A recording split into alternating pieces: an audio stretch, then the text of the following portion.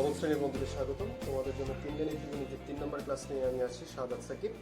তো চলে যাচ্ছি আজকের ক্লাসে। তো আজকের ক্লাসে আমরা যে 3 লাইন শিখবো, সেই 3 লাইন স্পেশালি আজকে 3 লাইন না 3টি শব্দ আমরা ত্রিকোণমিতি শিখবো। সেই 3টি শব্দ হচ্ছে, প্রথম শব্দ শালতি, দ্বিতীয় শব্দ কভূতি, তৃতীয় শব্দ হচ্ছে টালবু। তোমরা ব্যাপারটা ভালো করে দেখো, শালতি, কভূতি, টালবু। এখন কথা হচ্ছে এই তিনটা শব্দ দ্বারা আমরা কি বুঝতেছি, তাহলে সেটাতে চলে যাই। তো এই তিনটা দ্বারা আমরা যেটা বুঝতেছি সেটা হচ্ছে শালতি মানে হচ্ছে সাইন থিটা সমান লম্ব ডিভাইডেড বাই অতিভুজ। ওকে, তাহলে আমাদের কভূতি মানে কি হবে? কভূতি মানে হচ্ছে cos থিটা সমান ভূমি ডিভাইডেড বাই অতিভুজ। তাহলে বন্ধুরা তোমরা নিজেরাই বলো টালভু সমান কি হতে পারে।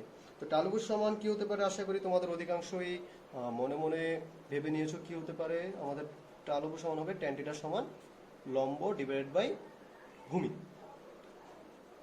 ওকে, তাহলে আমরা যে আজকে 3 শব্দে ত্রিকোণমিতি শিখছি, সেই 3টি শব্দ হচ্ছে শালতি, কভূতি, টালবু, এবং সেই 3টির অর্থটা দাঁড়াচ্ছে শালতি মানে হচ্ছে সাইন থিটা সমান লম্ব বাই অতিভুজ, কভূতি মানে হচ্ছে cos থিটা সমান ভূমি বাই অতিভুজ, টালবু ইকুয়ালস টু হচ্ছে tan থিটা সমান লম্ব বাই ভূমি।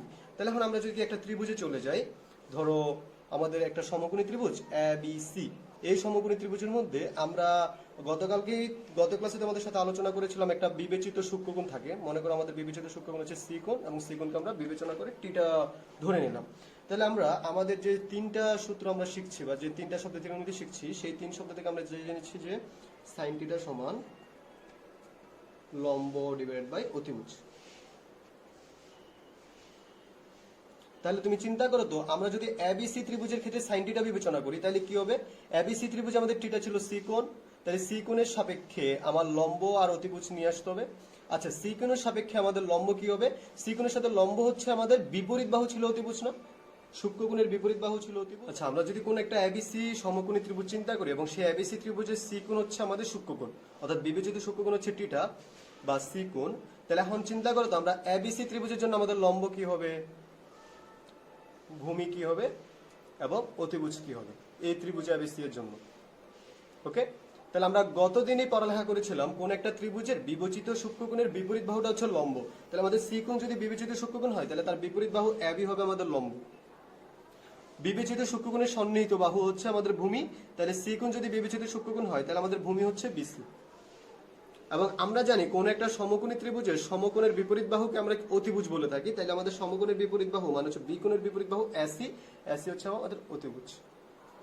তাহলে আমরা যে আজকে যে 3টা সূত্র শিখেছি, সেখানে জানি যে সাইন থিটা সমান লম্ব বাই অতিভুজ, cos থিটা সমান ভূমি বাই অতিভুজ, tan থিটা সমান লম্ব বাই ভূমি। আমরা যদি এবিসি ত্রিভুজের ক্ষেত্রে তাহলে সূত্রটা অ্যাপ্লাই করি, তাহলে কি হবে? সাইন থিটা সমান লম্ব বাই অতিভুজ। তাহলে ত্রিভুজ এবিসি তে থিটা কোণের জন্য লম্ব ছিল এবি এবং অতিভুজ ছিল এসি। তাহলে আমরা কি লিখতে পারি? সাইন থিটা সমান এবি ডিভাইডেড বাই এসি। অনুরূপভাবে cos থিটা সমান কি লেখা যায়? cos থিটা সমান লেখা যায় ভূমি বাই অতিভুজ। তো ত্রিভুজ এবিসি তে থিটা কোণ বিবেচনা করলে ভূমি হচ্ছে বিসি এবং অতিভুজ হচ্ছে এসি। তাহলে কি লেখা যায়? cos থিটা সমান বিসি ডিভাইডেড বাই এসি।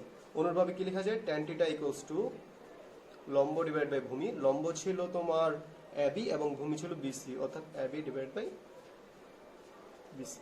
তো আশা করি তোমরা আজকের যে 3 শব্দের ত্রিকোণমিতি, সেই 3 শব্দের ত্রিকোণমিতি থেকে এই জিনিসটা বুঝতে পেরেছো, এবং যে কোনো ত্রিভুজের জন্য সাইন থিটা, cos থিটা এবং tan থিটার মান কি হবে সেটা নিজেরাই লিখতে পারবে।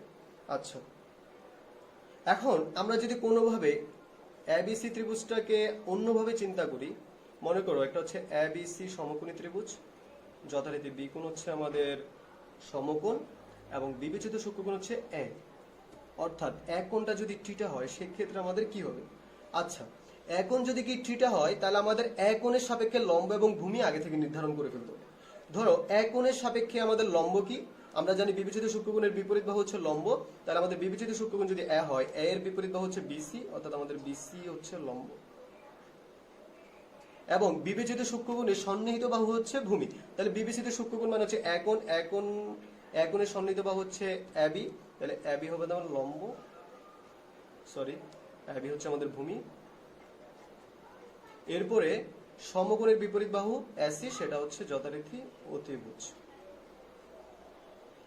তো বন্ধুরা তোমরা যদি কি এই এবিসি এই ত্রিভুজের জন্য এবং আমরা এক কোণ যদি কি থিটা হিসাব করি, তখন আমাদের সাইন থিটা সমান কি হবে? এই যে এক কোণের জন্য বা এক কোণ যথারীতি থিটা কোণের জন্য আমাদের লম্ব ছিল বিসি, তাহলে সাইন থিটা সমান হচ্ছে লম্ব বাই অতিভুজ মানে হচ্ছে বিসি ডিভাইড বাই অতিভুজ এসসি। কস থিটা সমান হচ্ছে ভূমি ডিভাইড বাই অতিভুজ। এক কোণ থিটা হলে আমাদের ভূমি ছিল এবি এবং অতিভুজ ছিল এসসি, এবং ট্যান থিটা সমান হচ্ছে লম্ব বাই ভূমি। তো আমাদের এক কোণ যদি থিটা হয় তাহলে আমাদের লম্ব হচ্ছিল বিসি এবং ভূমি হচ্ছিল AB, BC divide by AB. আশা করি বন্ধুরা যে কোনো ধরনের ত্রিভুজের জন্য তোমাদের টিটা এখানে হোক কিংবা টিটা উপরে হোক যেখানেই হোক না কেন তোমরা সাইন টিটা কস টিটা বা ট্যান টিটার মানগুলো নিজেরা লিখতে পারবে। আচ্ছা, তো এই লেসন থেকে আমরা যদি গত দিনের কিছু লেসনে যেতে চাই, গতদিন আমরা শিখেছিলাম সাইন টিটার বিপরীত অনুপাত হচ্ছে কোসেক টিটা। তাহলে চিন্তা করো তো আমাদের সাইন টিটা সমান যদি কি হয়, লম্ব বাই অতিভুজ হয়, সেক্ষেত্রে তোমরা কোসেক টিটা সমান কি লিখতে পারো, অতিভুজ ডিভাইড বাই লম্ব। কারণ আমরা গতদিন থেকে জানি সাইন টিটা এবং কোসেক টিটা পরস্পর বিপরীত, অর্থাৎ সাইন টিটাকে যদি আমি যদি উল্টিয়ে দিই অর্থাৎ অতিভুজ বাই লম্ব করে লিখে দেই সেক্ষেত্রে আমাদের কোসেক টিটার মান পাওয়া যাবে। অনুরূপভাবে কস টিটা সমান যদি কি হয়, ভূমি বাই অতিভুজ হয়, তোমরা সেক টিটা সমান কি লিখতে পারো, অতিভুজ বাই ভূমি। এবং ট্যান টিটা সমান যদি কি লম্ব ডিভাইড বাই ভূমি হয় সেক্ষেত্রে তোমরা কট টিটা সমান কি লিখতে পারো, ভূমি ডিভাইড বাই লম্ব। আশা করি এটা তোমরা নিজেরা করে নিতে পারবা। ওকে, আমরা যদি কি এরপরে অন্য কোনো আলোচনায় যেতে চাই, আমরা আজকে আরেকটা ব্যাপারে আলোচনা করব, ত্রিকোণমিতির তিনটা খুবই ইম্পর্টেন্ট সূত্র নিয়ে। সেই সূত্রগুলো আগে লিখে দিচ্ছি। ফার্স্ট সূত্র হচ্ছে sine square theta plus cos square theta সমান 1। দুই নম্বরে হচ্ছে sec square theta minus tan square theta সমান 1। তিন নম্বরে যে সূত্র সেটা হচ্ছে cosec square theta minus cot square theta সমান 1।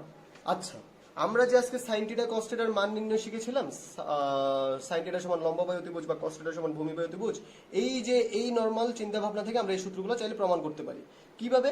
তো ধরো যে কোনো ফার্স্ট একটা সমকোণী ত্রিভুজ চিন্তা করে নাও, এবিসি আমাদের সমকোণী ত্রিভুজ, যেখানে বি কোণটা হচ্ছে সমকোণ, বিবেচিত সূক্ষ্মকোণ বা টিটা যে বলছে সেটা হচ্ছে ধরো সি কোণ।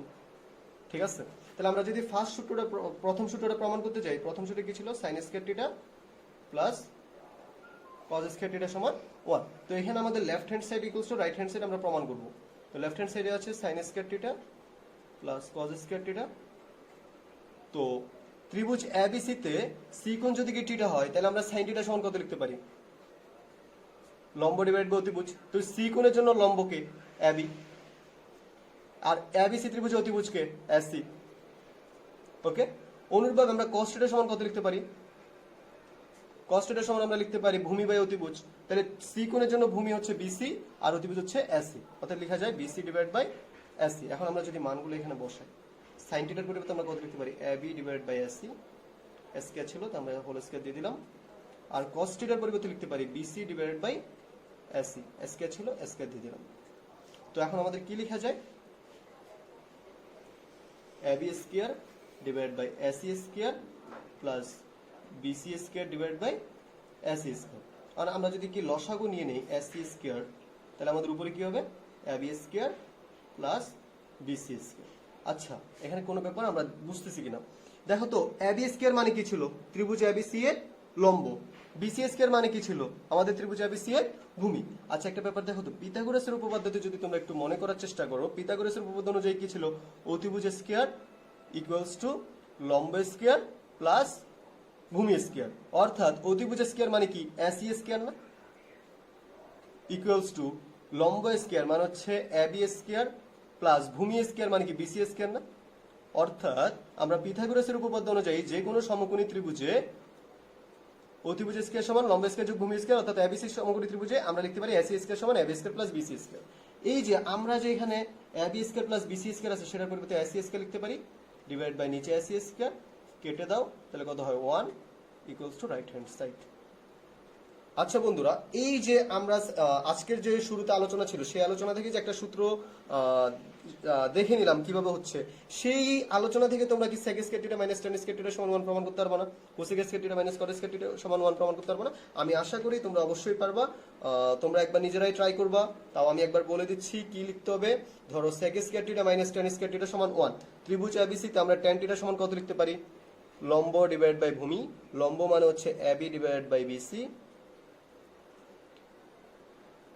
এবং sec স্কয়ার থিটা বা sec থিটার মান আমার লাগবে, আমরা কি জানি sec থিটা হচ্ছে cos এর উল্টা, তাহলে আমরা sec থিটা সমান কত লিখতে পারি?